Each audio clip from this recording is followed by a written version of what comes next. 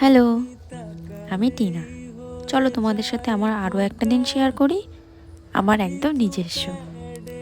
সকালে ঘুম থেকে উঠে প্রতিদিনের মতো আমি আমার নিজের ঘরটাকে আগে সুন্দর করে গুছিয়ে নিয়েছিলাম।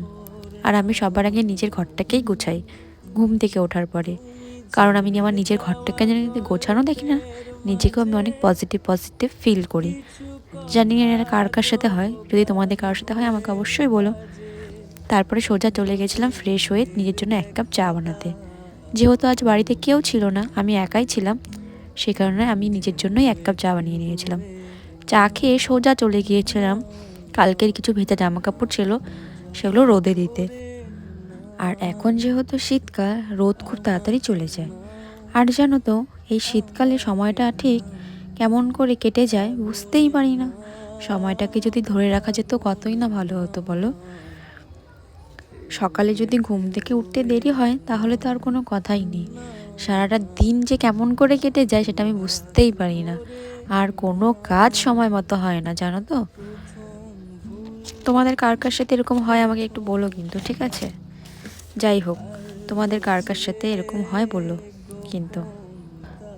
আর শীতকালের এই রোদটা না খুবই ভালো লাগে। প্রতিদিনই ভাবি যে স্নান করে খাওয়া দাওয়া করে একটু রোদে বসবো, কিন্তু এই যে বললাম সময়ের সাথে পেরে ওঠা যায় না। সময়টা যে ঠিক কীভাবে কেটে যায় সেটা বুঝতেই পারি না, বেলাটা ঠিক কীরকমভাবে যেন কেটে যায়। রান্না বান্না কাজকর্ম করতে করতেই দেখি বেলা শেষ হয়ে যায়। আর জানো তো, শীতকালে না সকালে ঘুম থেকে উঠতেই ইচ্ছা করে না, মনে হয় বিছানাটা বলে তুই আরও কিছুক্ষণ শুয়ে থাক। কিন্তু কি করবো বলো, ঘুম থেকে তো উঠতেই হবে, তাই সকাল সকালই উঠে পড়ি।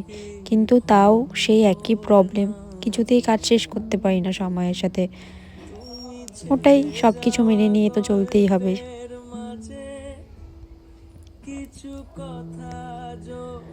আর তোমরা জানো আমি না অনেক আস্তে আস্তে কাজ করি, আর আমি অত তাড়াতাড়ি করে কাজ করতেও পারি না, সেই কারণে আমার আরও দেরি হয়ে যায়।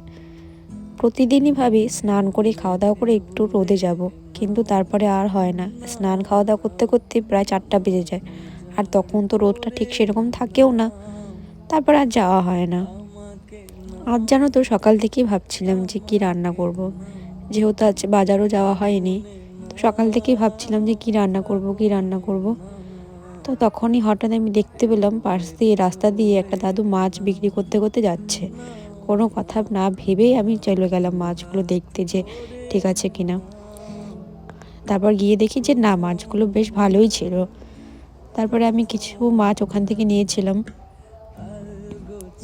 তোমরা দেখতেই পাবে। এই দাদুটা না প্রায়ই আমাদের এখানে মাছ বিক্রি করতে আসে, তো আমাদেরও একটু সুবিধা হয়, প্রতিদিন তো আর বাজার যাওয়া হয় না, তো সে কারণে আমরা এখান থেকে একটু কিছু মাছ নিতে পারি। আর এখানে দেখো আমার বান্ধবী হয়, ও জানে যে আমি ভিডিও করি, তাই ওখানে হাই বলছিল।